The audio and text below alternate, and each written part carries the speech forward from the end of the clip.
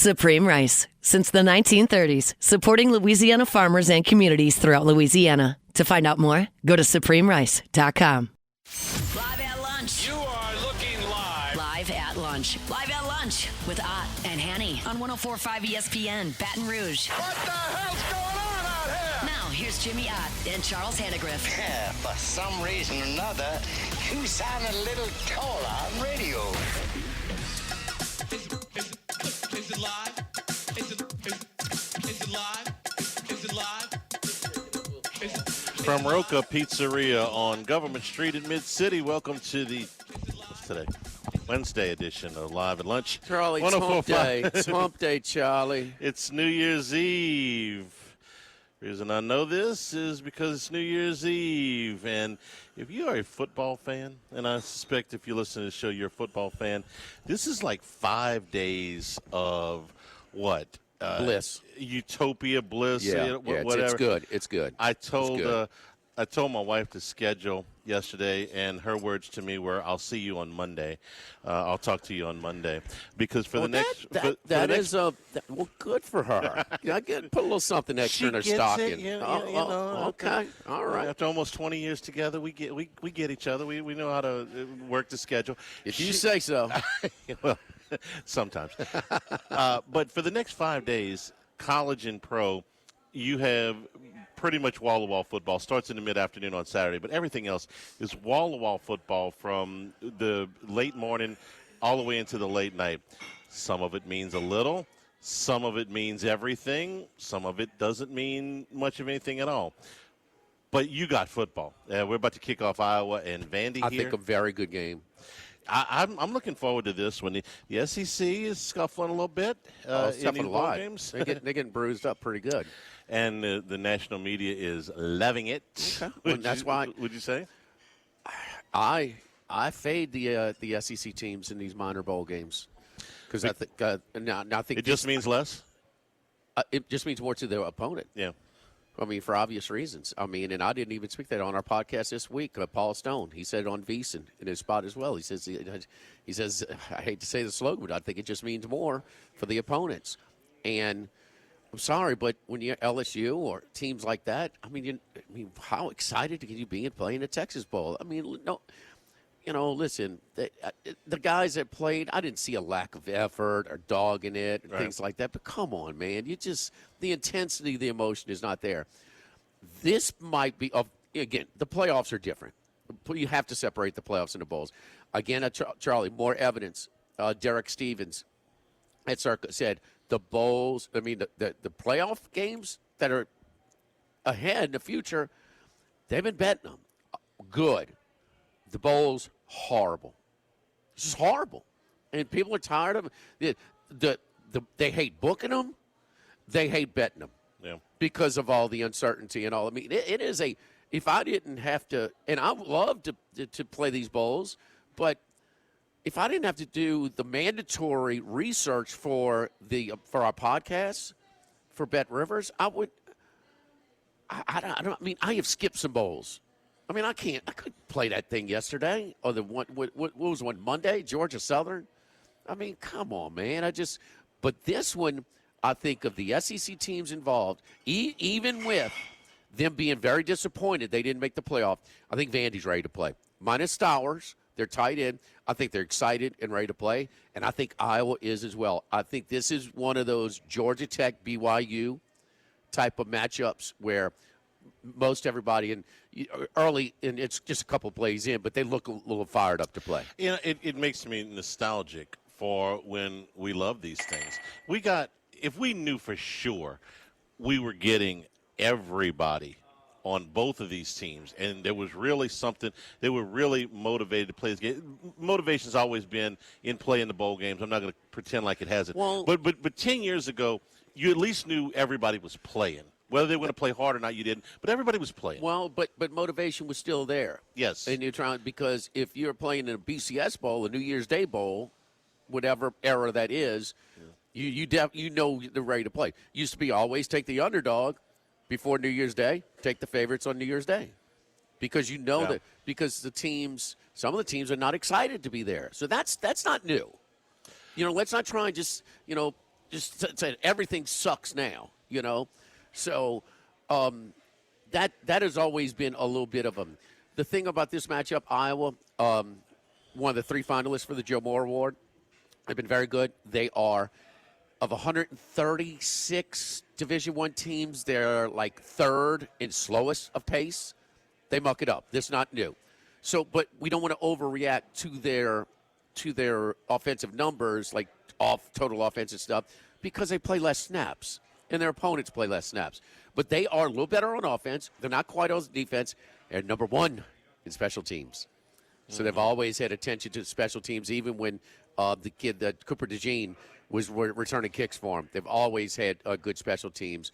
Their pass protection rate has been outstanding. Their running game, and damn it, they're right there with Indiana.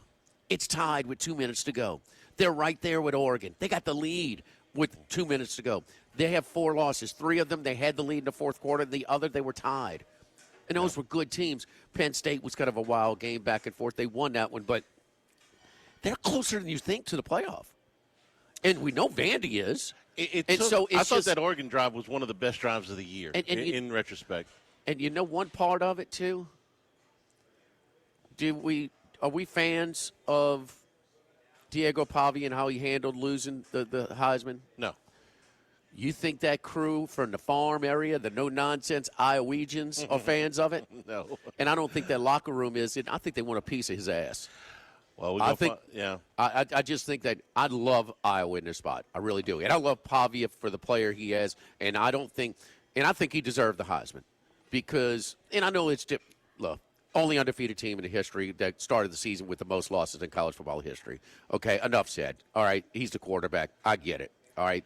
But you take Mendoza away from Indiana, what would they be, 10-2? I don't know. That defense is really good. What would Vandy be? Without Pavia? Yeah. 6-6. Yes. Yeah. And 6-6 is good for Vandy. Sure. You know what I mean? It's a bowl game. Nobody has meant more to their team. And then the program. And to lift it, I mean, in the critical stages, if you don't get a little momentum right now, you might be stuck. I mean, who wants to donate to a loser? Well, they all opening up their pockets now. Yeah. So I just think it's a fun matchup. I think we're going to have a great game to start off the day today. Well, I'm Mr. Positive today, Charlie. You Mr. Positive? Okay. Yes. I don't know if you've noticed. Yeah. Touchdown, Iowa. I'm really positive now, baby. Opening drive, they go right down. Got a long scramble by the quarterback and a personal foul tacked onto it. But a lucky third down scramble. A little luck there, you know. Yeah, he ended up going for about 40 yards. We had at least close competitive games yesterday in the last 2, whether they were as highly played as, high level as you want. That's up to you to decide. But Illinois walked it off on Tennessee, and TCU walked it off on USC. Illinois was one of my favorite bets as well. I have bet against every SEC team in the bowl game so far. The only thing I missed on that game was I thought there would be a little bit more scoring that came just under the total. The unders are an ATM. Mm-hmm. It's what it started. It was 22-10. It was 19-10 going into yesterday. Well, 3-0. Yeah, so 22. 3-0. I mean, what? It still went under with the overtime game last night. Oh, because it should have gone. Tennessee under. and Illinois did. I know that. I'll check it. I'll check it for you. I know that, but I'll check it for you. But you had 9 points scored in overtime in the Alamo Bowl, and what about TCU in that Alamo Bowl? Remember 35-0, they were locked down to Oregon. It was New Year's Eve, I think. It was. And so, but just the local kid who got the start because Hoover's in the transfer portal. McAllister, the number 1 receiver, did play. That was a surprise. Maeva, I'm sorry, but I don't know if you want to say Danny Werfel, but that's a good comparison. Product of the system, ugly thrower, and I just beware NFL teams if you're going to draft him off of his production, because I'm not impressed. And I know you came in and I realized about 2 drives in last night that I have not watched USC very closely. The game went over by half a point, so you might have got it a little bit. It was 56.5. No, but that counts. Yeah, but that's that's what it takes right now to get it over in the bowl games. It's 9 points in overtime. I've been watching his numbers all year because for the majority of the season he led the nation in yards per attempt. Yeah. And so I kind of had him out of the corner of my eye. I didn't realize just how flawed his mechanics are. And I'm no quarterbacks coach, but he floats everything. I mean, even when he is protected, he's falling backwards. The ball floats. The interception in the end zone was horrendous. So I understand his numbers, and I know Lincoln Riley can make a lot of different quarterbacks go. But, oh, man, as a next level prospect, no thank you. That ball just does not – he doesn't step into anything. There is no – he's got enough arm. I know you're in the studio, but I'm like, he hadn't stepped in anything since he's been in UNLV. And I really – and so I was like, man, maybe I'm wrong because I just can't believe that. I value that stat so much, yards per attempt. Now, they padded him a little bit early with some rare wins, but everybody's playing rare wins. But it's a classic case of Lincoln Riley is making a quarterback, look better than he actually is. I mean, this is the same for our younger audience. This is the same thing that used to happen with Spurrier.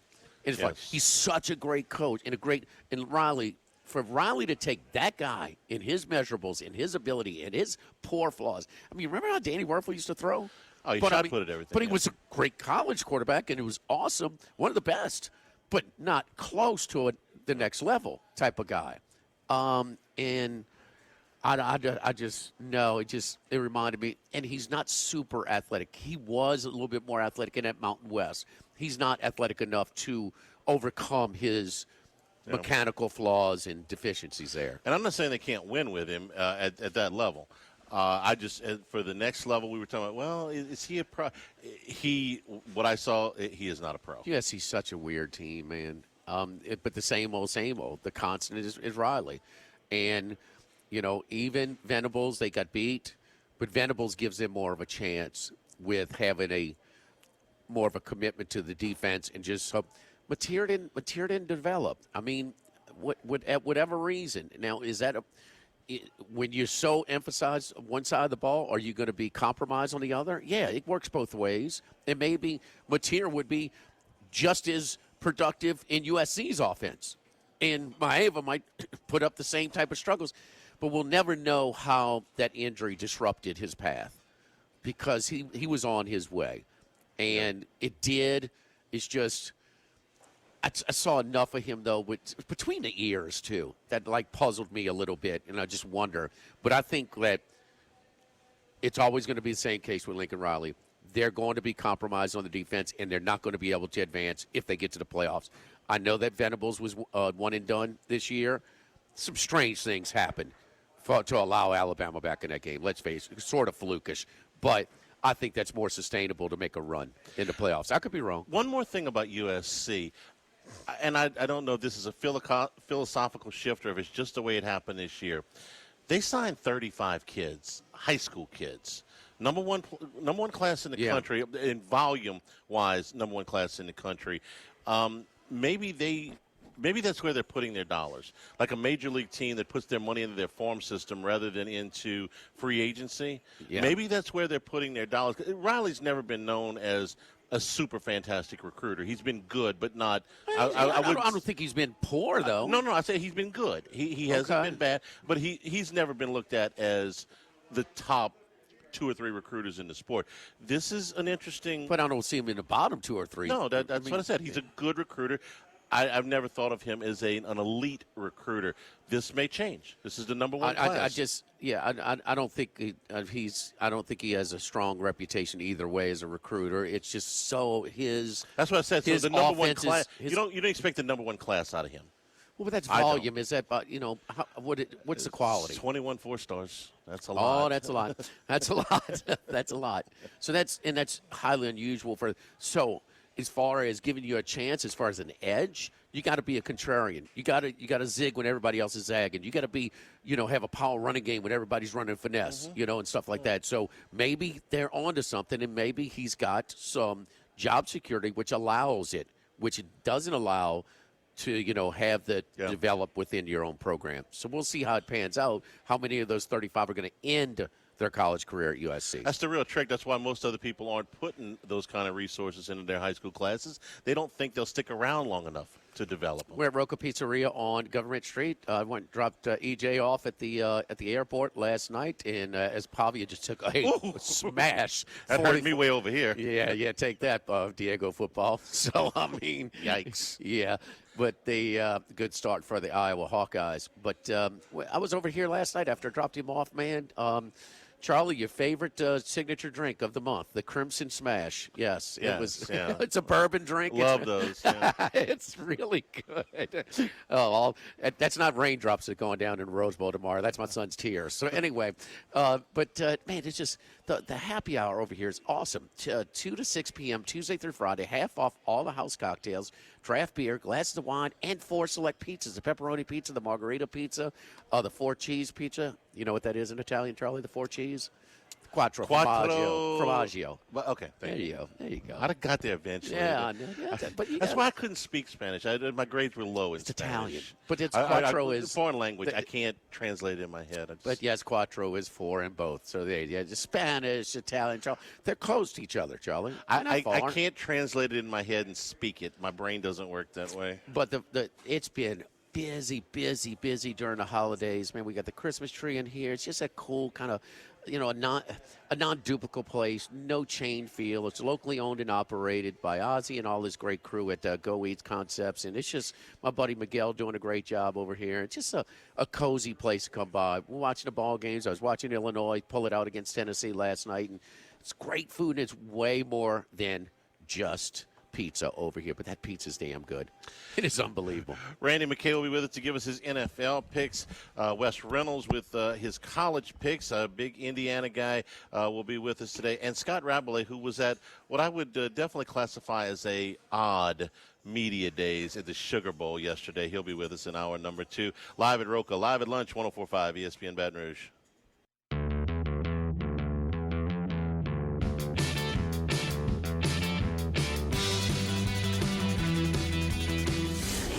Lunch with Ott and Hanny from Roca Pizzeria on Government Street on 104.5 ESPN, Baton Rouge.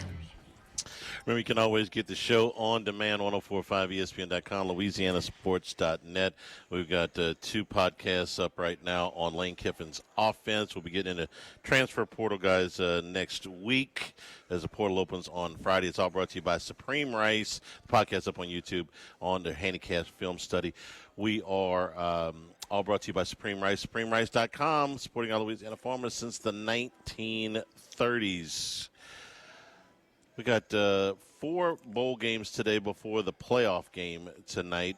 Arizona State and Duke, Sun Bowl, 55 degrees in El Paso today, by the way. No need for the winter gear. Yeah, that's okay. The heavy what winter gear. What a difference a day makes here, huh? Yeah, no kidding, huh? Yeah. Camping World Cheez-It Bowl, the Camping World Stadium Cheez-It Bowl, Citrus Bowl, Michigan and Texas.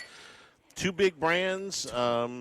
Texas end up an SEC school playing Michigan and Ohio State in the same year. Don't see that too often. And in Nebraska and Utah at 2:30 from the Las Vegas Bowl. One of the best Rose Bowls ever. I'm sorry, was that? Yeah, Rose Bowl. Mm-hmm. Texas in Michigan.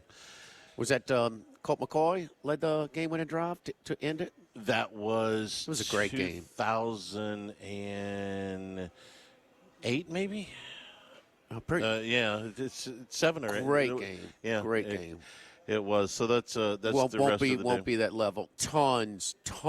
Texas defense is out for this game. Michigan, obviously, all that they're going through, they're going to be compromised as well. You know about that.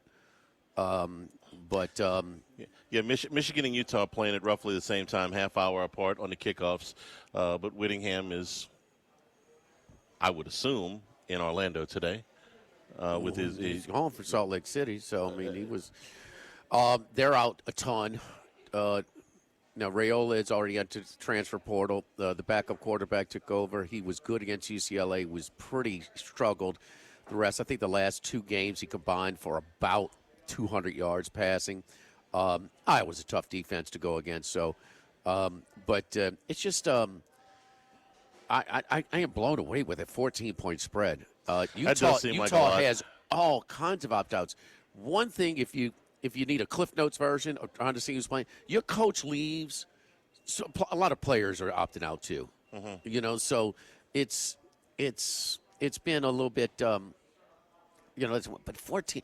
Nebraska wants to win. I mean, they're going to bring a lot of people to the bowl game. They won a bowl game last year. They finally made it to a bowl game, and this pace would be fine if it wasn't for guys like Kurt Signetti and when Ole Miss and Texas Tech. They're like, well, this is nice, but this is nothing compared to the warp speed, progress that they're making, or even like BYU. So it's just,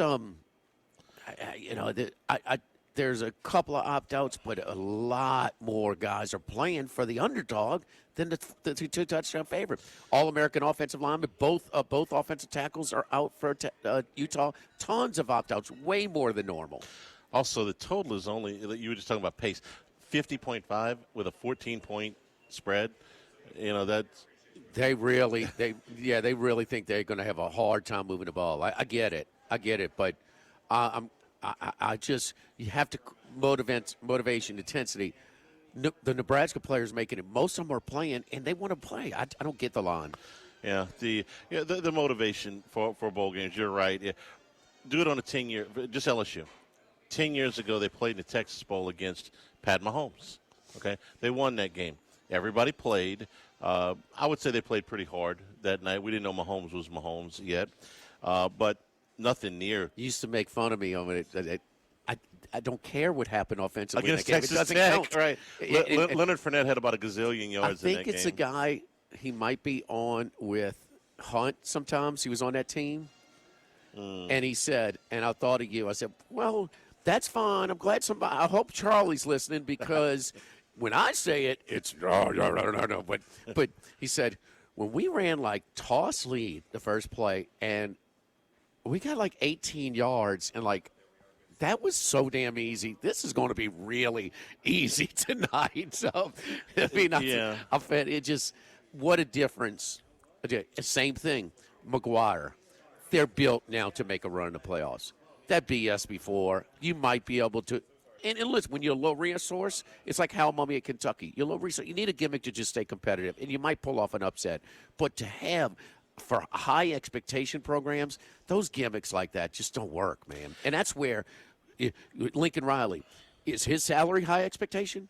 Yes. And that style of play, I just question. Now, listen, how many years did they say Spurrier can't win playing that kind of style? He won one, but he didn't win as many as you would think. Did people say that before he got routed by Nebraska? It seemed like that game. Oh, no. They said it before. Because they were winning bowl games before that, but they had lost other games, so they weren't playing for the national title. When they played Nebraska for the national title, and Nebraska basically toyed with them. I mean, and that was a really good Florida team. And Nebraska blew them out. I mean, that Nebraska team won the best 4 or 5 college teams of all time. That era, it was talked about more, but it reached an apex after that game, okay? Yeah. But in the same sense, they were talking about that at Patino with this three-point shooting. We were like, wait a minute, you have no balance, and you don't. Yeah. So he couldn't win it. Well, he got damn close, and then he did win it. It wasn't quite as extreme as his first couple of teams at Kentucky, but he was just kind of ahead of his game. But that was a similar conversation with both of those coaches, and Spurrier won a lot of games, but I think they were into one key hire they made, and that defense got a lot better. When Steve Spurrier made one critical staff, when he brought in Bob Stoops, you see how that defense was way, way better. And what Stoops taking him to another level of respectability got him an Oklahoma job. I mean, let's face it. Winning the national championship in his second year there. Yeah, 10 years ago, LSU beats Texas Tech in the Texas Bowl. 20 years ago, well, that was one of those special bowl games. That's when they beat Miami in the Peach Bowl. And the U as we knew it back then, I really don't think has been the same since. Maybe this year they'll put together another run. But that beat down LSU put on them in the Peach Bowl that year, 40-3, was as bad as I'd ever seen Miami get beat. It's weird. We had some Miami connections because Orgeron was there. And so me and my guys from Shaw, we go meet Truck and the Baines fathers and stuff and go on trips all the time.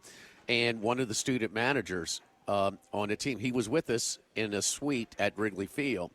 And he was talking about who was the offensive coordinator that went to Ole Miss with Ogeron, but he was the offensive coordinator at Miami when they're playing Ohio State, when they beat Nebraska.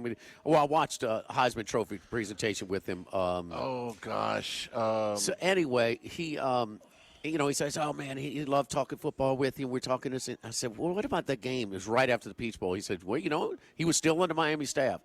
And then the kid said, you know what? Y'all kicked our ass on the field and in the tunnel. Yeah, they won the fight.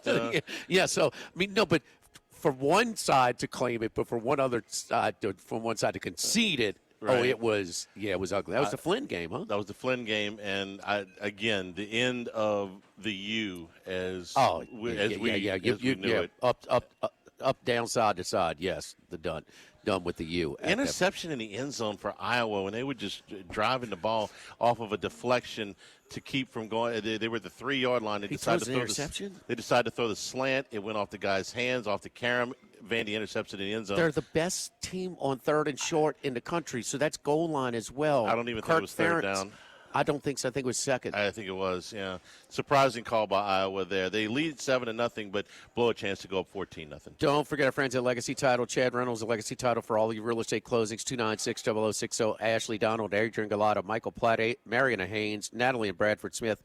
Our great team at Legacy Title wants to wish you and yours Merry Christmas, Happy New Year's from our friends at Legacy Title. Chad Reynolds, Legacy Title, 296-0060. You're really going to be aggravated. It was first and goal from the my 4th. God. Clarence, what are you doing? Keep it simple, stupid. Yeah, live at Roca, live at lunch, 104.5 ESPN Baton Rouge. Live at lunch.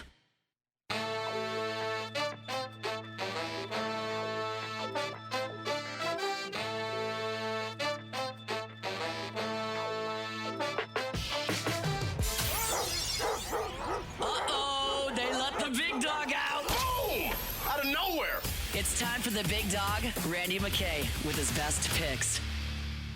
Merry Christmas, Happy New Year's. How you doing, big dog? Merry Christmas, Happy New Year. I'm doing pretty well here and just getting ready for 2026 and watch some of these bowl games and getting ready for some NFL coming up here, too, this week. All right, recapping his 2025 season for the NFL, and we all know that just kind of a fan, not so much handicapping, but just the uncertainty and the lack of really great teams, but all these upstarts and, all the old standbys like the Chiefs, the Bengals, the Ravens are facing elimination. It just it's been Pete Rozelle is doing backflips in his grave, huh, Charlie? I mean, the parody driven, the parody commissioner. This is what he always wanted. This is his utopia. Yep. Your highlights of this NFL season, looking back from just a regular standpoint and from a handicapping standpoint, Randy.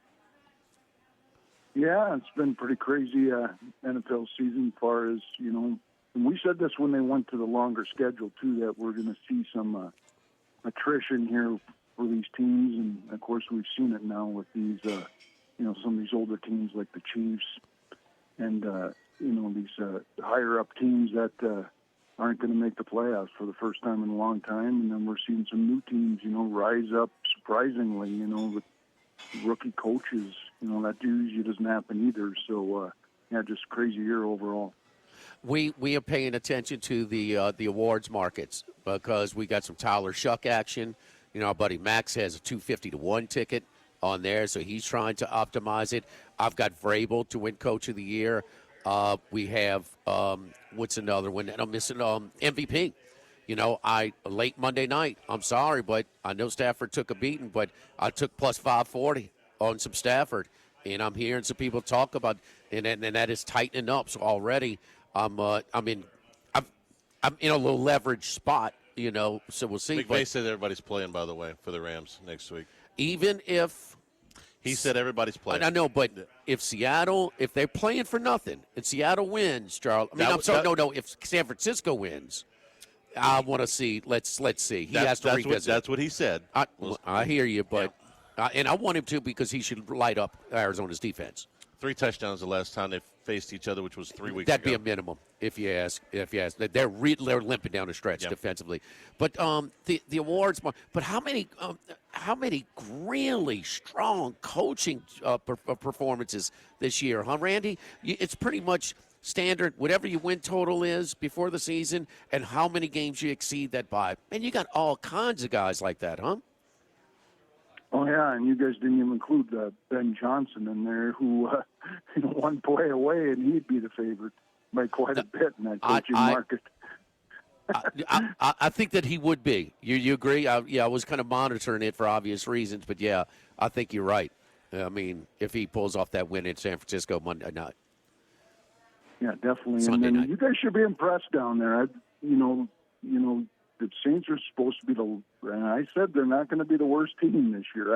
I went on record on your show, and I said this team is not going to be as bad as everybody thinks. I had Tennessee, which I'm very close on, but unfortunately the Raiders and the Jets are going to spoil that party. But you guys should be impressed with what you're seeing out of Shuck and Coach Kellen Moore in his first season. Specifically, expound on it. We know the obvious, but give us a little bit more specific reasons.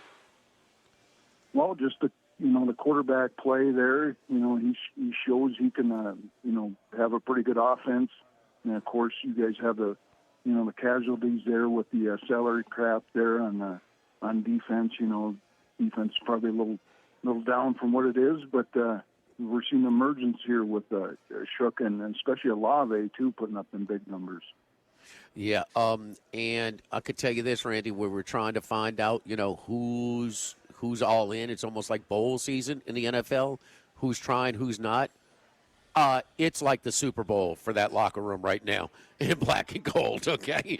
They are all in, trust me. So, I mean, it's just you don't question. And I think they're catching Atlanta at just the right time. After a high-profile win, Charlie, just see what they did after the Bills game. I'm curious because I got to believe, and this is for years and years, and I know you share this, Randy, but knee jerk, what did they do the next game? They lost at San Francisco 20-10. Yeah, so they did not cover. And it was the beginning of a 5-game losing streak. Whenever a team looks so good one week, you fade against them. Whenever they look so bad the next week, it has been really profitable approach handicapping this week. And I know it's one of your plays this week. Yeah, and I did that last week with the Colts. Only won by a hook, but close game there at the end. But that's another reason on the contrarian side of me looks at that as well. And yeah, I definitely think, and I think the Saints will play a good hand in the playoffs here because I see Tampa Bay winning this game. All right, speaking of which, the first game on Saturday, Tampa Bay and Carolina. Tampa Bay is a 2.5-point favorite. They're limping it. They've lost 7 of 8, I believe it is, something like that. And so here we go. And against Carolina, who we're trying to figure out, they lose to bad teams, they beat good teams. So they have lost 7 of 8 coming into this when Baker Mayfield was once the favorite for it. He has played poorly down the stretch as well. One of the offensive rookie of the year candidates. I think the leader at Abuka, he has been silent down the stretch, but they're going to be at home on Saturday, and you like the Bucs. Yeah, this is a contrarian play as well because if you look at like you said, with current form here, Tampa Bay not looking that good, and of course Carolina wins 1, loses 1. That's what they've done for 10 straight weeks or more, and that's how they've been doing it. Tampa lost 23-20 2 weeks ago as a favorite in Carolina. Now they're still that small favorite at home, which I can understand. People looking at the current form and betting this down, but I think that's what brings us a value here. So I'm gonna lay the 2.5. Also, Tampa Bay getting more healthy on the offensive line. I believe Wirtz will be back, and maybe defensive end Reddick will be back. So I see more healthy Tampa Bay team versus this Carolina team. It's still kind of a little bit of a mess on defense, and you never know what you're going to get out of Bryce Young.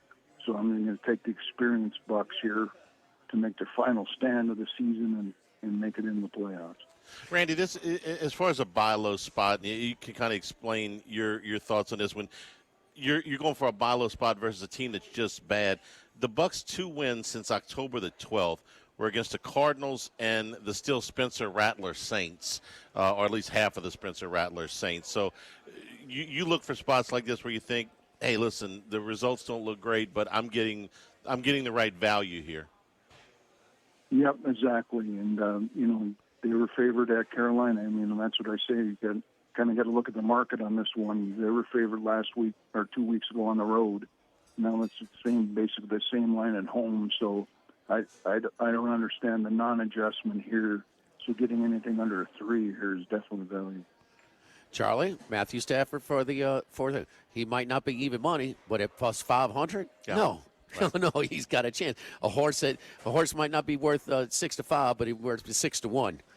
So or 16 to 1 on Sunday. I hit one of those. There you go. There you go. Let's move chronologically. The big one on Saturday night in the NFC West, San Francisco. We said it last week. They win. They don't have to leave. Like playing pickup basketball on the playground. As long as they win, they stay on the court. And they had a wild one against Chicago, overcoming that first play, pick 6 by Purdy. And boy, Purdy's playing at a high level. He has stepped his game up over the course of his career. He, kind of much better than that high-profile game against the Ravens on Christmas night a couple of years ago. San Francisco opened up a 1.5 favorite. It's now Seattle 1.5. Yeah, and this game was played way back in week 1, 17-13 win by the 49ers. I don't believe we're going to get 17-13 here. So you can pencil me in for that one. So this is defense versus offense, and normally I like the defensive team here, but I just cannot trust this Darnold and company to not turn the ball over, to not make a key mistake, especially when they're going to be pressured by this 49er offense that's rolling right now. Even though the Seattle defense is very strong, but I still see in a big game on this 49er team that should get Kittle back and hopefully get Trenton Williams back at left tackle. If he's not a go, that scares me, of course, on the offensive line, because they could have big issues trying to, the Seattle front four is pretty strong here. So no Trent Williams would scare me, but as of right now, I like this 49ers getting the 1.5 and winning the number 1 seed, and looks like a pretty good, home underdog here. So I'll be on the 49ers here on Saturday night. All right, the other game that means a lot, they started off with Skagradis. It's going to be the last one. Winner moves on and has a home game in the playoffs as the AFC North champion. The loser goes home, and will be interesting to monitor the coaching situations for either team, as odd as that may seem. The Ravens opened up 3. It was bet to 3.5. So you faded Pittsburgh against Cleveland even after Green Bay had lost, after Baltimore had upset them on Saturday night. Made contact, and we let our audience know that on Football Sunday that you're still on Cleveland. Hit that one with flip-flopping here now to Pittsburgh with a home dog plus 3.5. Yeah, and that was one of the biggest plays I had all season. Was Cleveland? Surprisingly, you're putting your biggest play of the year on Cleveland, which is a little bit of a scary thing to do. But I was betting the money line, I was betting the points, and even when that line came back, I even took some more. So that made for a very nice week and a nice Christmas present for me. These two teams here play close games, and getting a 3.5 and now I even seen some linemen out to 4, so maybe we're seeing signs that, of course I'm looking at the wrong line. Excuse me. It's still 3.5. I thought I seen a rogue 4 pop up there, but it's not there. But, what has changed in the 4 weeks since they played each other? Pittsburgh won 27-22 in Baltimore. Well, there's a lot that's changed.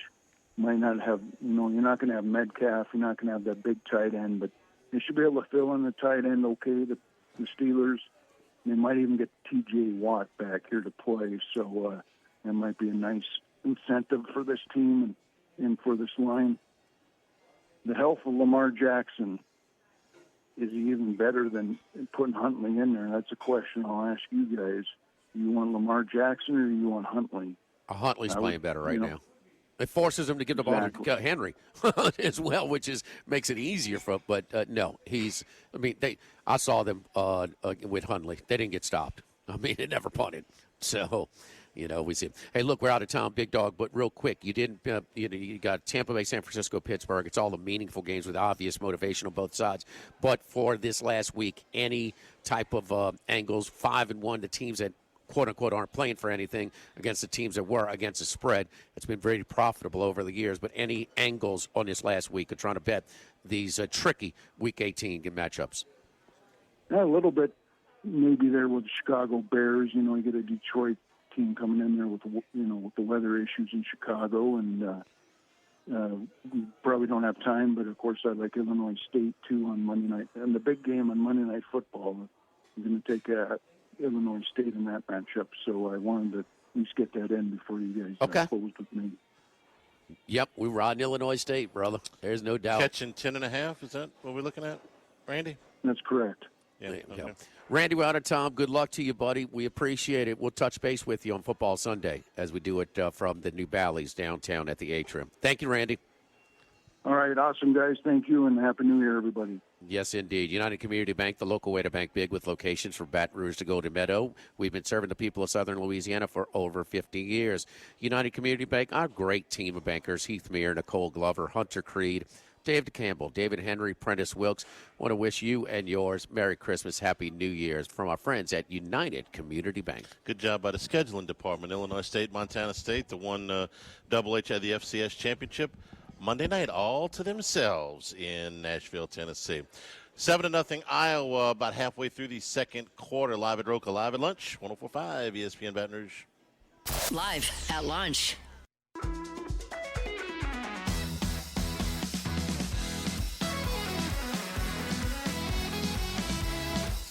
Live at lunch with Ott and Hanny from Roca Pizzeria on Government Street on 104.5 ESPN Baton Rouge. Back here at Roca Live at lunch. Matt Moscona with a report that Harlem Berry will be returning to LSU, that the deal will be signed today. Wouldn't be surprised if Caden Durham followed Frank Wilson to Ole Miss. And, of course, there's a lot going on with Kejuan Lacey and the potential that he will be an LSU Tiger next year. But we'll do that when the portal opens. For the moment, Harlem Berry coming back. Jimmy, you remember this conversation that we had 10 years ago or so where you said, Leonard Fournette and Darius Geis, they got to throw the ball to the backs more. And I said, no, it's less. He won't do it. You remember that conversation? Yes, Charlie. Okay.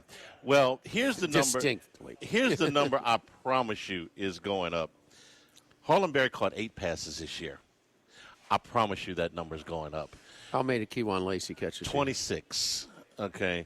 So better than 3 times as many. I promise you. Berry was kind of spotty. He was not the starter. I mean, he was not. He's a secondary. He had less touches than Durham. And he should have. I mean, but you could see him getting more and more comfortable as the season went along. And he's a talent. The interesting thing is, Frank Wilson was very involved in recruiting him. Now, St. Martin's Episcopal School in Metairie is not exactly a program that produces a lot of blue chippers, but a lot of Harlem Berry was in recruiting battles his whole high school career because everybody was trying to get him out of St. Martin's, and he stayed. And Frank was one of the ones. You don't need to go anywhere else to improve, your marketability. You're fine. We know you're good. And so he was very involved. For him to not go to Ole Miss is big. Hour number 2 straight ahead here at Roca, live at lunch, 104.5 ESPN Baton Rouge.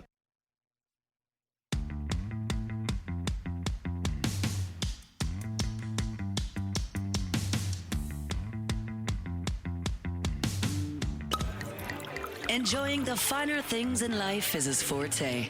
Let's bring in Scott Rabelais from The Advocate. Yeah, it's a shame you weren't Rich and Famous when they were doing lifestyles that are Rich and Famous, Scott. We could have had a lead-in for you with Robin Leach, the lifestyle that you lead here as a famous sports writer. How you doing? Happy New Year. I'm not rich, and I'm infamous at best. But yes. That would be fun. That would be fun. So y'all took that little joke I made one time when I was at the Masters. I said, you guys think you remember one time I said, you guys think it's just just a little lavish lifestyle? I'm here working, then I stopped and said, no, the white grapes, please. Yeah, the peeled grapes, please. Yeah. Yeah, I think that was when you were sleeping on somebody's floor in because you couldn't find a hotel room. Is that the year? Okay, real quick. My brother had worked with this company. My brother's an insurance claims adjuster, and he worked with this company that got a house every year to schmooze clients. And they got the beds because I just needed a place to stay, and shower, So I got an air mattress under a piano. That's real luxury. I mean, come on. That's desperately wanting to go to the Masters. But I think there's a few of your listeners right now who said, I would sleep under a piano or an air mattress to go to the Masters. Charlie, let me fill in our guests. A conversation that we had going into the break, but we had to go to the hard break. But Harlan Berry, you're talking about his increased projection as far as receiving, a very similar comp. He's an all-purpose back, okay? So you try and create open field opportunities for him. But C.J. Spiller was 5'11", 195 at Clemson. Berry is listed 5'11", 190 right now. Both have C.J. Spiller, his sophomore, junior, and senior year, 34, and 36 catches. So I think in a similar type of way, you can expect that type of path for Harlan Berry. I think it's going to be a big boon for him to have Lane Kiffin. Scott, you've been over your career to many media days, bowl games, preseason, SEC, Super Bowl, the whole one. Yesterday had to be one of the more odd media day setups that you have been to, where a handful of LSU coaches who are coaching for Ole Miss are at media day to talk about Ole Miss. But, of course, this game being in Louisiana, there's Louisiana media all over the place. And these Ole Miss coaches who are playing in a playoff game, this is not the Pop-Tarts Bowl, okay, are answering more questions about LSU than they are about the team that they're going to be coaching tomorrow for a chance to go to the national semifinals. It had to feel kind of surreal yesterday. Well, it was definitely unusual. I talked to Charlie Weiss Jr. and I talked to Kevin Smith and Jeff Duncan talked to Trinidad Chambliss. I mean, people are talking to them about the game. Obviously, it's Georgia tomorrow, but there was also obviously a lot of talk about the future. And, those are two of the six coaches who are coming to LSU. And now maybe James Gregg will make number 7. So I think he's coming in as an offensive analyst, yeah. Yeah, so it's just that would be 20 people who've changed hands, coaches and staff people who've changed hands between the two teams. So yeah, it was very strange, and Charlie Weiss talked about how strange it has been. This is during the day it's practice and game planning, and at night he's recruiting, and there are other staff meetings with Lane Kiffin to talk about those kind of things, and they've both been here. Well, those two guys, the other staffers too. So it would be, it would be interesting. I know Lane may go to the game tomorrow with Governor Landry. Why? I don't know if that's why. Why? Why? I don't know why. Why? Because he wants the attention. Yeah, I mean, okay. Do you think the Ole Miss crowd is going to be a lot of people from Ole Miss there? Tons. Few, yeah. Okay, tons. All right. You think they're going to have a few libations before the game? Yes. New Orleans, isn't it? Mass venomous people. Yeah, bring it in. What can possibly go wrong? Why? I understand the politician wants the political, okay? We know, and we can argue if it's missteps or not, and they finally told him who's run the coaching search, hey, bro, you want to get reelected? Get out of the way on this. And poof, he disappeared. But this is like me going to my son's high school spring break and then driving down there and saying, what could possibly go wrong on this? Why are we doing this again? I mean, like, what are you thinking that you have to go do this? And I understand maybe Lane, you get the whole package, but this is a bad idea, and nothing good can happen in this. And don't be surprised when something really stupid happens. I would not do it. Put it that way. I would not go to the game. I would not. You get what you get, man. If you go into that, I'm sorry. I mean, you know. I mean, Charlie, explain that to me. I can give you a reason. It's not a good one. It's that the camera's going to find him during this national broadcast, and it's going to put a light on him.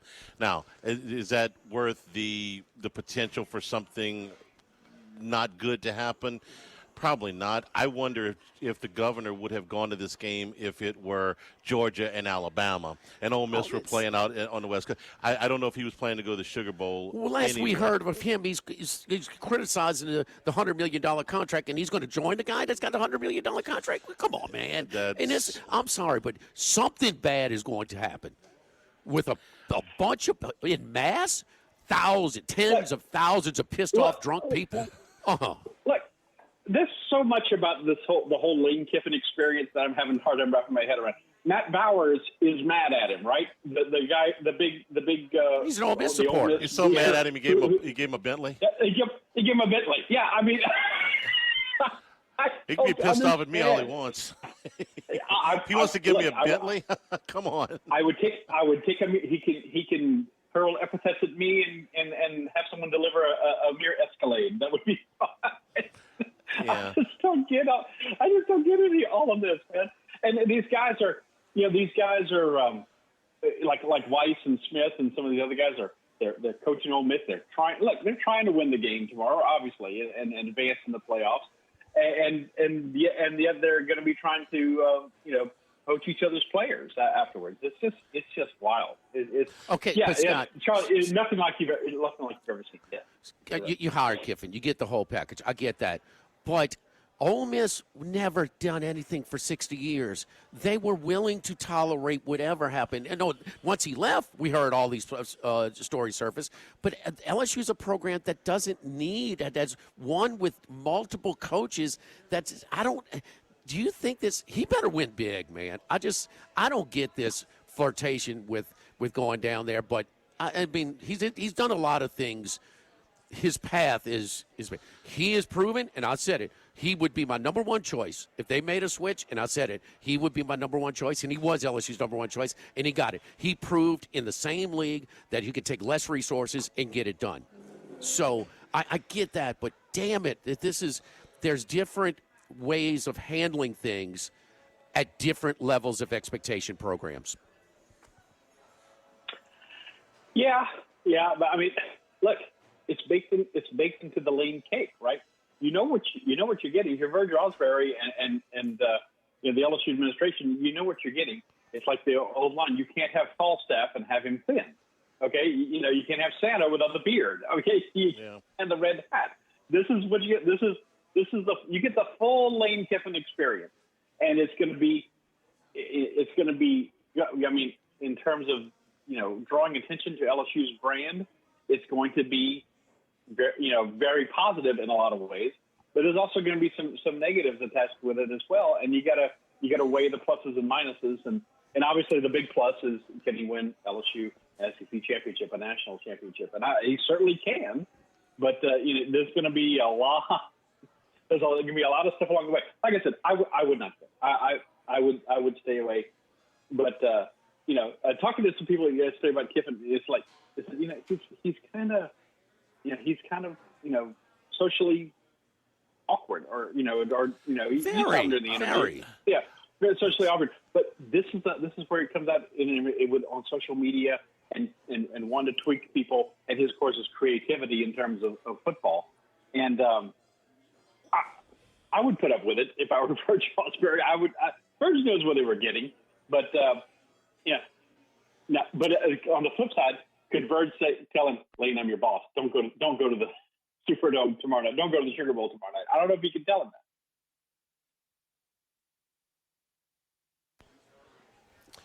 Plug it in. Scott, we lost you there for just a second. There's going to be any number of times that Lane Kiffin does things. Yeah, is he socially awkward? Yes, but he's also socially awkward and craves the spotlight, which seems contradictory.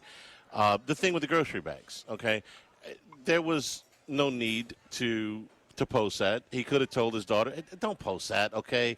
It ended up being a deal on Fox News last night because I guess it's a slow news week or whatever they're talking about. Was it really? Yes, it was. It on multiple things.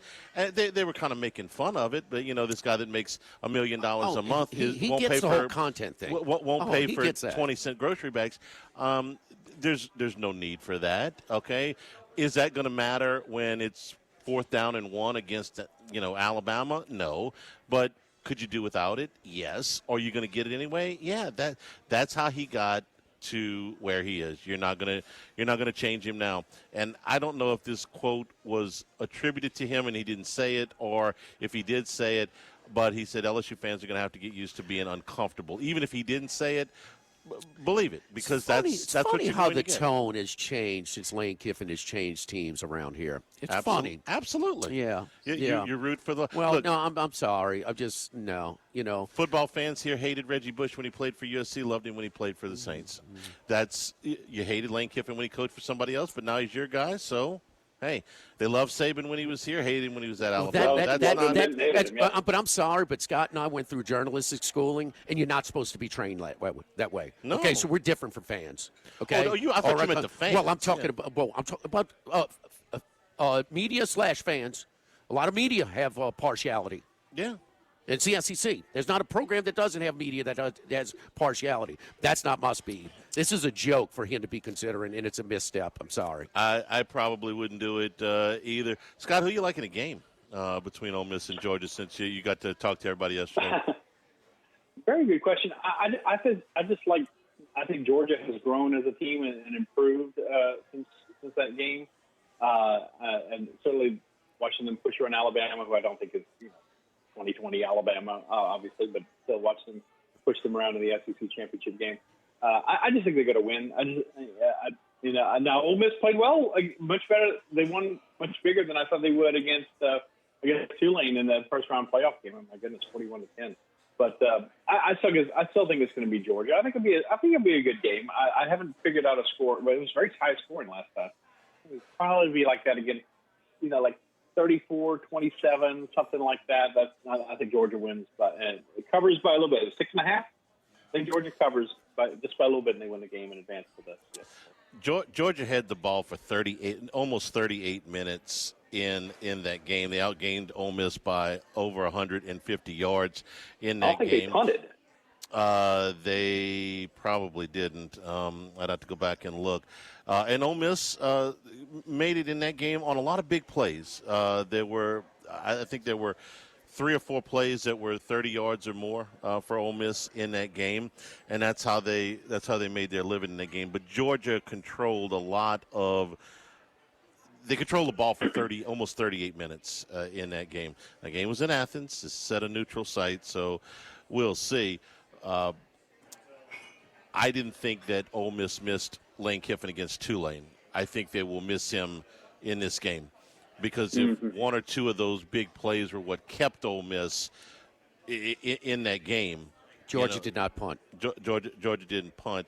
At one point, Ole Miss was up 2 scores in that game in the second half, and it was off of a 75-yard touchdown in the third quarter. Are they able to pull that out? Do they call that play at that time without Lane Kiffin on the sideline? We'll see. Ole Miss did not punt till the last 3 possessions. When they changed up in the fourth quarter. Yes, when it went man on the outsides and helped out with the run, stopping the run in the box. They went 5 straight scoring possessions to 3 and out, 4 and out. They went for it on 4th down and didn't get the last one. Scott, we appreciate it. Any thoughts on Alabama and Indiana before we let you go? Strange to say. I think Indiana, I think Indiana's gonna win. I think they're clearly the better team. I'll be going down to the Sugar Bowl tomorrow night too, guys. And we'll see if we can talk to Trinidad Chambliss and Kewan Lacey and see what we hear. What do you guys think? Is with Harlem Berry coming back, does LSU still have a shot at Kewan Lacey? I think they do, we were talking right before the break. I think that the biggest thing that Harlem Berry is going to see an increase in is his number of catches, his impact in the passing game under Kiffin. I think is going to go. He caught 8 balls for 32 yards last year. I think those numbers are going to go way up. But I don't think it takes him out of Kewan Lacey. You think Durham and Lacey play coaches here and swap the schools? I think that if I had to say right now, I'd say that's the chalk. Yeah. If you ask me for a prediction right now, I'd say that is what's going to happen. I don't think that the player swap will quite reach the coach swap. We're at 20 now. 20? 20 that's off the field administrators and stuff too. Right. Yeah, staff. 20, but I would say every bit of half of that for sure. 10 to 12 players will change sides after the portal opens on Friday. But that's just a guess. Friday's going to be a big day. Friday's going to be a very, very big day. Scott, safe travels down to New Orleans, and we'll talk to you next Wednesday. Scott, I'm sure the governor will give you a ride if you want. He'll enjoy the publicity. The governor's mansion. I'm on the way, to the Superdome. Up, right? He can pick me up. Yeah. Hey, Happy New Year, guys. I'll take care. Happy New Year, Scott. Yes, Happy New Year, Reb. We appreciate it as always. All right, 2nd and 15, holding penalty against Vanderbilt. So Iowa's style of play, there's no doubt about that. It is in the mud, 7-3. With a minute to go in the first half. Yeah, popped Mr. Pavia a few times here. He has not been hit like this all year. Would you say? Maybe a few at Alabama, but no. These guys are popping him. No, he has been hit hard. They run a couple of delayed blitzes that seemed to have confused him and really took some shots. He doesn't have his number one target where he kind of misses Stowers because doesn't have a whole lot of open guys as well. But he's the one thing you thought about him. He might have his elusivity. They dance around these Big Ten guys. He ain't making many of these guys miss. I mean, they are hitting and they are rapping right now. Don't forget our friends at Total Maintenance. Total Maintenance, now is the time. Another sack. Boom. 3 of them hit him. That was a loop. That was a delay around the outside where they got him. Yeah, they are confusing him. He is seeing some different looks here. They could freeze into protection. Mm-hmm. Yeah.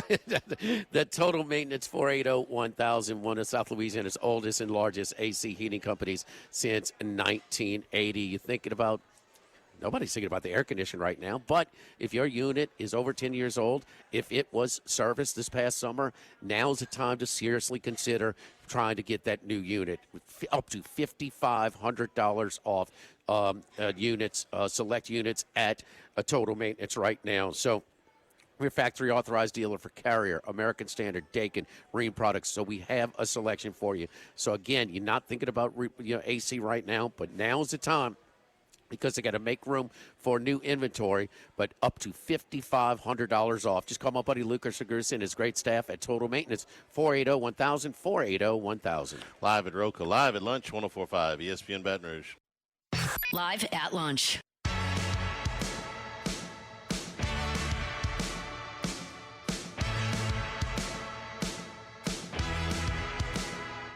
From east, north to south, but we're heading west. It's Wes Reynolds from VSiN. Well, the Iowa update before we go out to West and Pasadena, but the Iowa Vandy and a 4th down from their own 15 with less than a minute to go. 1 timeout remaining for Iowa.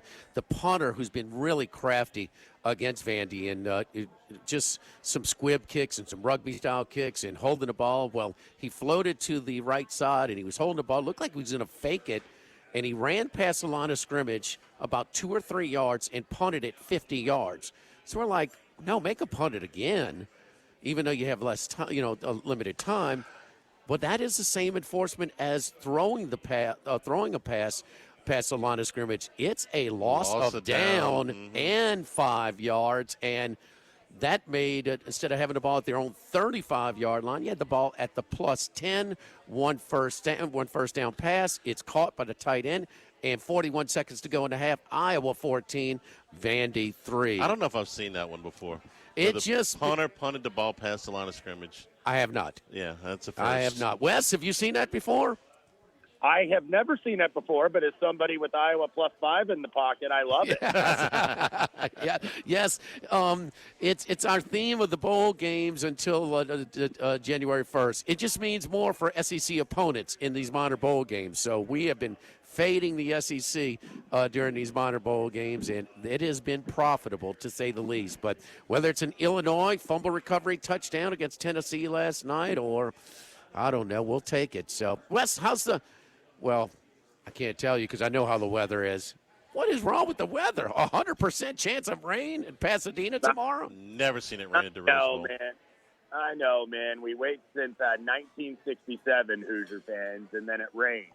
But it's going to rain at the parade, but it's not going to rain on our parade tomorrow. So hopefully the Big Ten keeps this run going, to be honest with you. I was listening to you on VSiN with Gil on the way to set up for the show this morning and heard you talk about, Indiana should be, because it's so, you start the season, you're the most losingest team in college football history against one of the heavyweights, or not maybe the biggest heavyweight in the history of college football. And, you're the 7-point favorites. And you said Indiana should be 7-point favorites. Wes, I respectfully disagree. I say that Indiana should be 2 touchdowns or double digits favored over Alabama. Whether it's Florida State, whether it's Auburn, whether it was against Georgia, they have bet Alabama this year like it is Nick Saban's Alabama team. They have been very, very public, and I'm sorry, it's not going to just be raindrops. When it gets really wet in Rose Bowl tomorrow, that's some of my son's tears pulling for his school when crying for Alabama. I think Indiana is a light number here in this matchup tomorrow. Yeah, Jay Barker and Andrew Zhao ain't walking through that door through the Christmas side tomorrow. But yeah, I was making that point with Gil. If Ohio State was on that one line and they had Indiana's profile with the opponents they beat and all the statistical superlatives, rush defense, total offense, Ohio State be laying double digits in this spot. There's no question about that. But I think Indiana, they're going to be ready. I could see them maybe on the first drive being a little bit nervous. And Signetti has been talking about all day at the media availability. Yeah, we've had a couple sloppy practices. I think that's Signetti being a little bit coy here. I think he's just trying to keep his team focused and keep his team a little bit on edge. I think, Alabama, this is not the vintage Alabama that we have seen. They can't run the ball at all. So I don't think they're going to discover a running game all of a sudden against one of the better rush defenses in the country. If Ohio State and Oregon and Penn State couldn't run the ball that well against Indiana, I don't think Alabama's going to be able to. So how much is the big defensive lineman going to be missed who was injured in the celebration for the Big Ten championship game? To me, he's the most respected defensive lineman that you have. Yeah, he's going to be missed. Daniel Ndukwe is going to have to step up. But one difference in this year's team than last year, it's depth. And you saw that in the Notre Dame game. And I know some of the guys at the media scrums yesterday, Amari Farrell, one of our good safeties, was saying, last year we're just happy to be here. This year we feel like we belong here and deserve to be here. So the way I put it is last year you were happy to be there. This year you brought luggage. So this means you're thinking you're going to have a long stay here in the college football playoff. And I think the depth just up front on both sides of the line are what really is the difference. Aside from Mendoza, aside from winning the Heisman, who's been great against a very good quarterback in Rourke, the big difference with this Indiana team has been at the line of scrimmage. Charlie, and look, the offensive line is, for Alabama's sake, is healthier than ever. This year, as far as Jam Miller is healthier than he's been all season. He started the season on the injury shelf and was unavailable for the first couple of games. The whole thing, but still, you don't go 13 games in and then let's discover our running game. They're good. If it might be mildly improved, but against this defense, it's going to be hard. And so it puts a lot of pressure on Simpson. And not just that, it puts pressure. How good has DeBoer been? What if DeBoer is just average on fourth down? What if he's just average on 2-point conversions? He might be long gone by now, huh? It ended up deciding multiple games. And the thing that should scare Alabama the most is that Indiana, correct me if I'm wrong, Wes, gets a terrific pass rush without blitzing very much. And if they're getting no run game and you're able to get pressure on Simpson without blitzing a whole lot, that's going to make it even more difficult on the Alabama offense.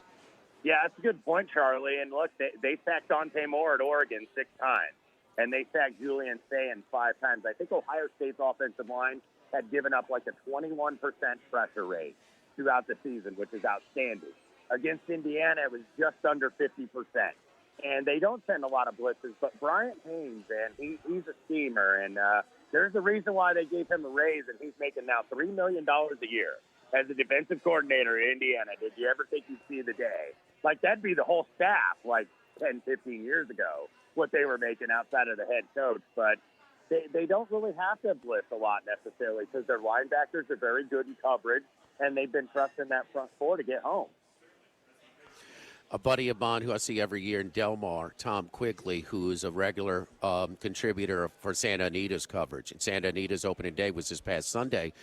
He stays in Pasadena. So Arcadia and Pasadena are very close to each other. Santa Anita has already canceled racing today and tomorrow. So for rain. Yes. Wow. Charlie, it's 100% chance tomorrow, and it's like. But I've seen horse races run in the rain many times. It's got to be really not in hard Southern rain. California. No, maybe the Hoosiers and Todd are barring the Mudcocks for the game tomorrow. This is going to be unusual, man. It is, and of course my son packed, and he got there yesterday, and he forgot his raincoat. So there you go. So, but anyway, Santa Anita already canceled today and tomorrow. How hard does it have to rain to cancel? I get what you're saying. It never rains. Yes, we out have there. seen some horses run in the rain. Yes, monsoon before here. Yes, indeed. Any other picks for the quarterfinals that we have tonight and tomorrow, Wes? Yeah, I played a little under tonight in Miami, Ohio State at under 41, and would lean a little bit to the dog at plus 10. The one advantage maybe Miami has in this game is their defensive line, is if they can get pressure. And I realize A&M's a much different, less dynamic offense in the passing game, but Miami got 7 sacks on Reed. And if Ohio State doesn't show up that blocking up front, you're going to see Miami in that backfield a lot. And I think maybe they can keep it relatively close. In terms of Oregon, Texas Tech, under for me. I think that Oregon defense is going to be a lot better. Dan Lanning, I think, got their attention after kind of the poor, lackluster effort in the second half. And then in the Sugar Bowl, down where you guys are, I know it's the public play.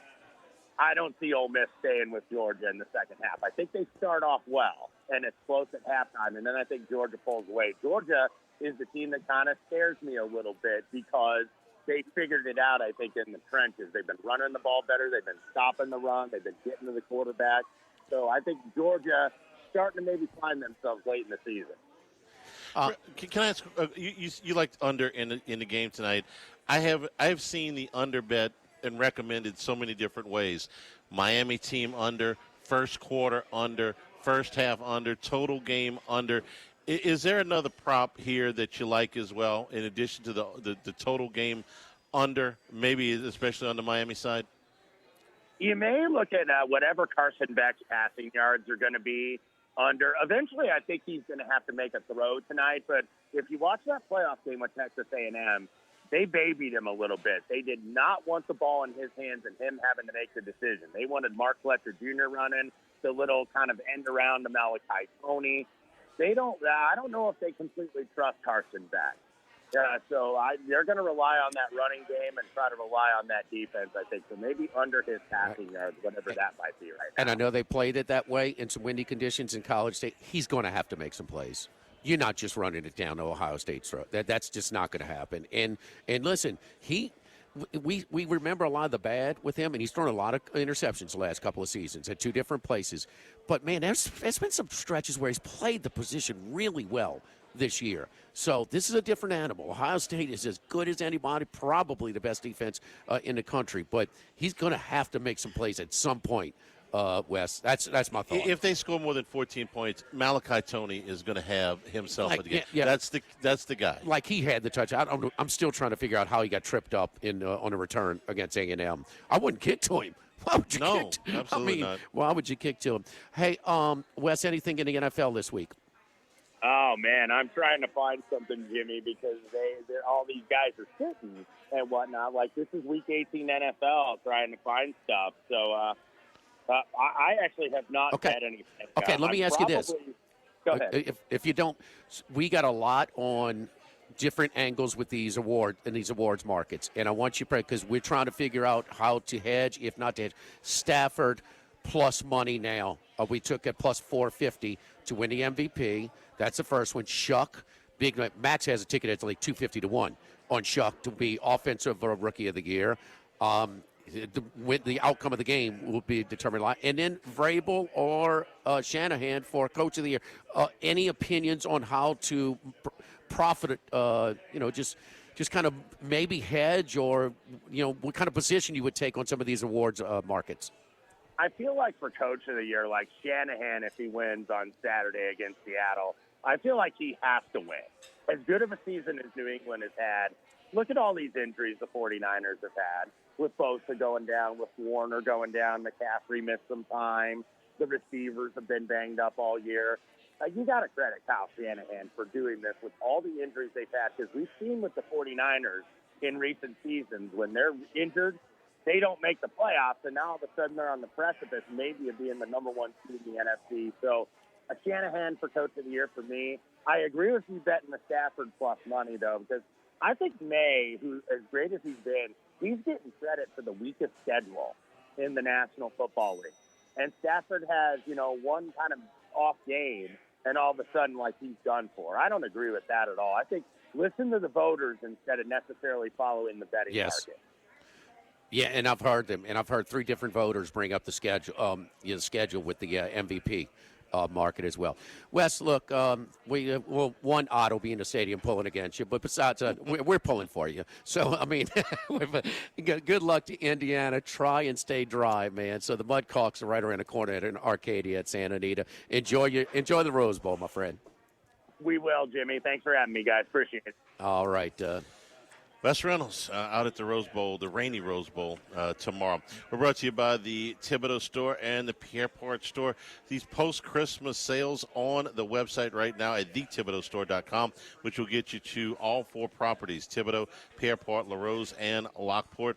Up to 55% off of all Milwaukee tools right now, up to 20% off of all storage supplies. Same-day pickup off of the website, as well as a lot of different specials on some things you might be using this summer, but they're on special now. Outdoor cooking equipment, patio furniture, outdoor power equipment, cordless power tools and tool storage, all available at thethibodeaustore.com. Some of these items available for delivery, including lumber that comes out of the Pierrepont store. Thibodeau store, 900 St. Patrick Highway in Thibodeau. If you headed down to the coast, doing some fishing here during your break, tons of fishing equipment there. Some unique items, cypress furniture, crawfish and jambalaya pots, big green egg cookers, all available at the Thibodeau store. And again, get online at thethibodeaustore.com.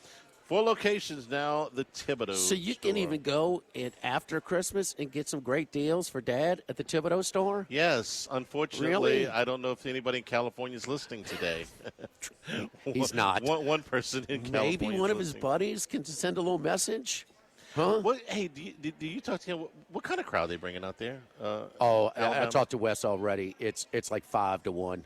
And Indiana? that might be light, yeah. Oh, yeah. Okay. Oh, yeah. I mean, it's the same thing with Georgia, even more pronounced in Georgia, Ole Miss. Ole Miss, it's so new to them. Georgia, Sure. Georgia's, they're trying to. I knew Indiana was going to bring plenty of people. I didn't know how many Alabama was going to bring. I'm just curious. I mean, it's not as much as Indiana. That's all I can say. Yeah. You know, they're bringing some, but it's all hat to them. They even feel, I was talking with a guy. But they've never played in today. a Rose Bowl, huh? No, they have played in the Rose Bowl. I gotta figure out which year, but no, they played out there before. The number of Alabama Michigan fans game that a Rose Bowl? might have been. I'll look it up in a second. The number of Alabama fans that don't think that this is their team. No, for there's a that ton of them. for that fan base to admit that, because usually. This is so out They're of, delusional This anyway. is so out of nowhere. We talk about the massive alumni base of Indiana. They're not missing this. Like you said, Wes, you can rain all day, not raining on our parade. I mean, they waited. Think about when LSU went to the Sugar Bowl to play Oklahoma for the national championship. I can't tell you how many people that said, you know what, Skip. we haven't seen this in our lifetime, and we didn't know what kind of run they were about to go on. We may not see it again. We're not gonna miss this. Was Skip's famous quote? A chicken in every pot does not mean a ticket in every pot. Yeah. Ooh, see, they all want their own room, and they want to go for the entire week. No, but he used like a Huey Long spin Yeah, off or something. no, it was. Saban's last game was in the Rose Bowl, and they also played there in the semifinals in the COVID season in 2020. So they've been to the Rose Bowl. Nobody in could the go. modern, right? Nobody could go. Where to was that. the Michigan game played? The semi. when Michigan won in the Rose Bowl. That's what I'm saying. In the Rose Bowl. Yeah. So they have been they've been before. That's in the modern era. They went back in the 30s, but with no fan restrictions. Just a few. Yes, once in the ago. time. Yeah. So live at Roca Pizzeria, live at lunch, 104.5 ESPN Baton Rouge. Live at lunch.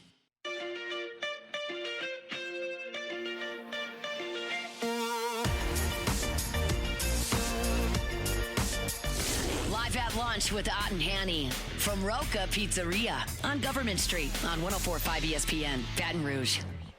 And return here at Roca Pizzeria. You're hanging out here a little earlier in the week, man. I got some great stuff here at Roca. Great happy hour. Great happy hour. They also do the again half off all house cocktails, and we see them making prepping all the fresh juices and everything. They get a really really good specialty cocktail menu.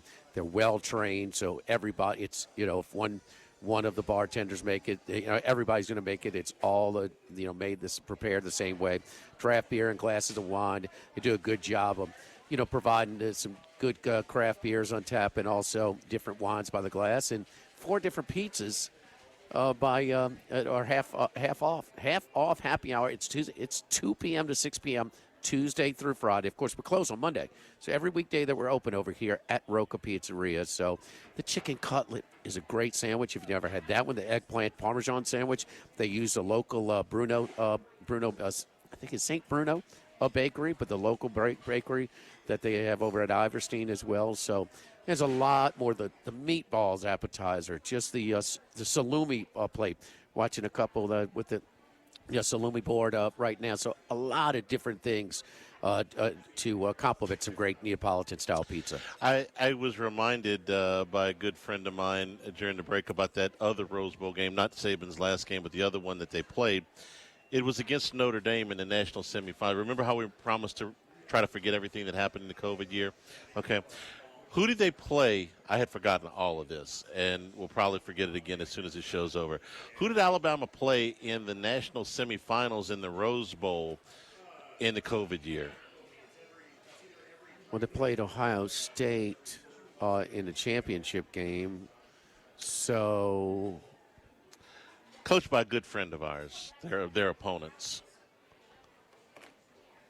I'm trying to think, Charlie. Ohio State. The national semifinals in the COVID year were played between Alabama and Notre Dame, coached by Brian Kelly. Where was the Rose Bowl played in that year? So Brian Kelly, they lost in the Orange Bowl, the national championship game. Got crushed by Eddie Lacy. That was in 12, yeah. Okay, that was 12. So the COVID year, they were the semifinal. Notre Dame made it that year. Notre Dame and Alabama played in the Rose Bowl. Didn't Kelly lose to Georgia one year too? Or that was Michigan that got up? I think that was Michigan. Okay, so Notre Dame and Kelly lost to Alabama in the Rose Bowl in national semifinals. Where was the Rose Bowl played that year? Oh, yeah. Okay. Because I don't remember playing it. It was like Indianapolis or something. You're on the right track. It's in Dallas. Yeah. They played at AT&T Stadium. That was the one where Kelly scored at the end. It was such a defeatist attitude, and this is why. But it was 31-7. They were down 24. Yeah. So it's 3 scores. Okay.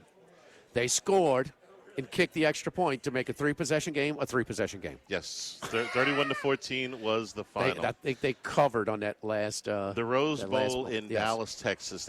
That year, where the Masters was played in November, the Kentucky Derby was run in September, and I'm not remembering any of that crap.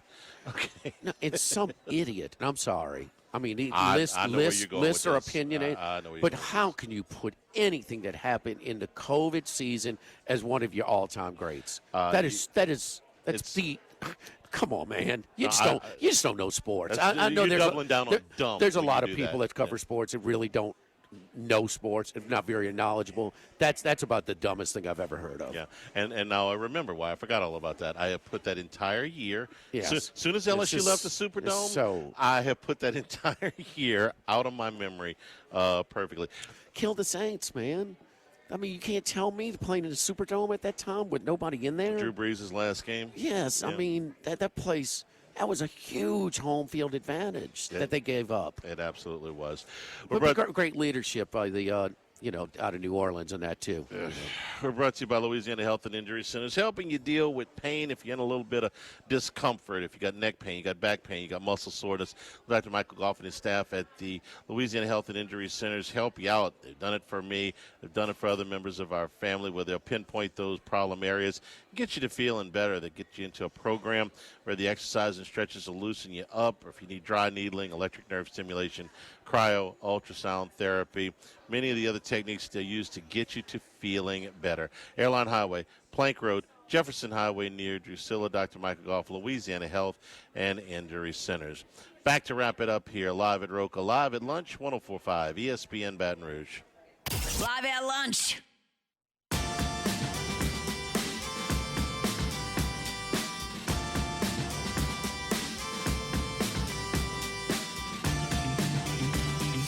Live at lunch with Ott and Hanny from Roca Pizzeria on Government Street on 104.5 ESPN Baton Rouge.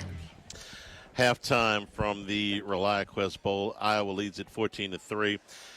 Hawkeye over Vanderbilt. Hawkeye's got a 183 to 118 advantage on the yardstick. Both teams have made one big mistake in this game. Vanderbilt with a punter that went past the line of scrimmage to kick the football, gave Iowa the ball at point-blank range for a late touchdown. But earlier the Hawkeyes threw a first-down interception in the end zone. So kind of evened out. Yeah, I guess from that because you look at the yardstick, Charlie. It's 183 to 118 Iowa, and the eyeballs, they're popping Pavia.